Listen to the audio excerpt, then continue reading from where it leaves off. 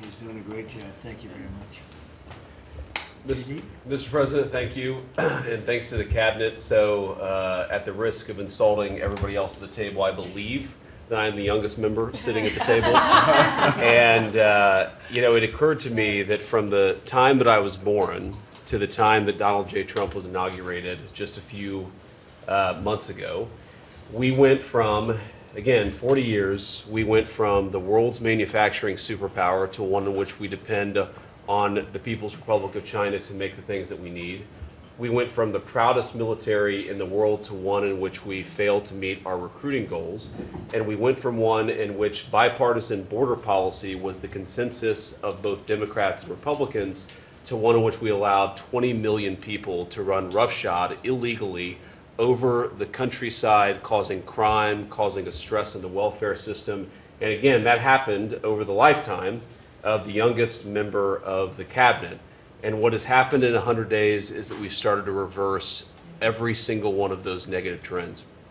And I think what it shows to me is that the president, and you sit in the Oval Office and you see these portraits of presidents past, and let's be honest, most of them have been placeholders. They've been people who have allowed their staff to sign executive orders with an auto pen instead of men of action. And the reason the media attacks this administration as chaotic is because the president is solving the problems the American people set about to solve.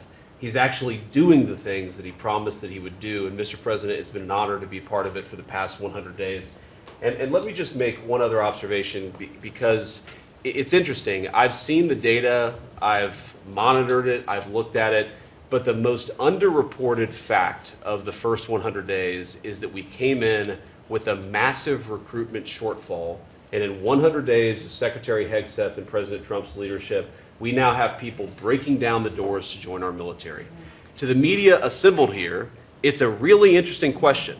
Why has that happened? Completely aside from the fact that I think it's a good thing or I think that President Trump deserves political credit for it, why did we go from a military where people didn't want to serve to now all of a sudden they do want to serve? That's a story you guys should cover, but compared to that, how much time have you instead focused on the fact that we deported an MS-13 gang member with a valid deportation order? And why is it that the press is so focused on the fake BS rather than what's really going on in the country?